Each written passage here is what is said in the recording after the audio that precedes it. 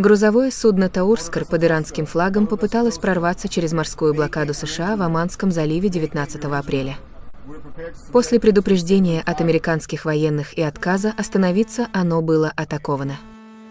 Центральное командование Вооруженных сил США показало кадры, как ракетный эсминец USS Спруанс перехватил «Таурскар». После предупреждения экипаж отказался остановиться, и контейнеровоз был выведен из строя ударом по машинному отделению, после чего морские пехотинцы высадились на палубу и захватили судно. Цены на нефть резко выросли после того, как ВМС США ударили по иранскому судну, а Тегеран вновь ввел ограничения в Ормузском проливе, сообщает Bloomberg. Иранское судно, рассчитанное на перевозку до 4800 контейнеров, возвращалось из китайского порта Гаолан в городе Чжухай с грузом.